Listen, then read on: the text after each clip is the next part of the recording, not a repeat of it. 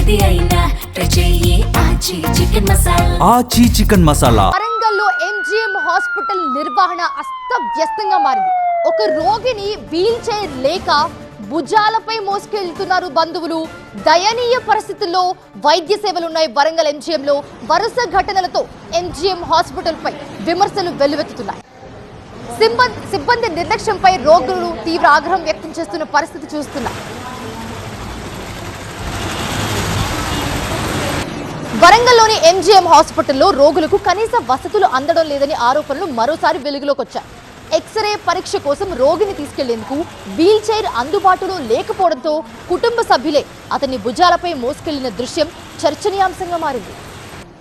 అత్యవసర వైద్యం కోసం వచ్చే రోగులకు కనీస సౌకర్యాలు కల్పించాల్సిన హాస్పిటల్లో ఇలాంటి పరిస్థితులు నెలకొనడంపై ప్రజలు తీవ్ర స్థాయిలో మండిపడుతున్నారు.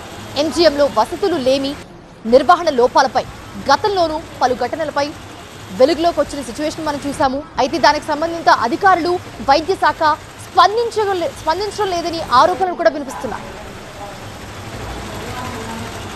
ప్రభుత్వ హాస్పిటల్స్ లో పేదలకు మెరుగైన వైద్యం అందించడంతో పాటు అవసరమైన మౌలిక సదుపాయాలు కల్పించాలని, ఎంజీఎంలో రోగులు ఎదుర్కొంటున్న సమస్యలను వెంటనే పరిష్కరించాలని ప్రజలు డిమాండ్ చేస్తున్నారు.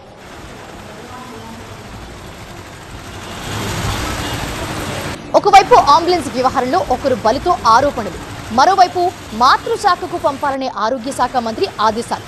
బట్ విజయవాడ న్యూ జీజీహెచ్లోని కూడా అధికారిని ఇవన్నీ డోంట్ కేర్ అంటుంది. ఎన్ని ఆరోపణలు, విమర్శలు వ్యక్తమవుతున్నా ఆ కుర్చీ మాత్రం వదిలిపెట్టట్లేదు. హైకోర్టు ఆర్డర్ పేరుతో తిష్ట వేసి చక్రం తిప్పుతూనే ఉన్నారు. బదిలీ ఫైల్ను పక్కన పెట్టి మరి మాజీ డిప్యూటీ సిఎస్ఆర్ఎంఓకి అధికారులు సహకరిస్తుండడం చర్చకి దారితీస్తుంది. ఇంతకీ విజయవాడ న్యూ జీజీహెచ్లో మాజీ డిప్యూటీ సిఎస్ఆర్ఎంఓను కాపాడుతున్నదెవరు?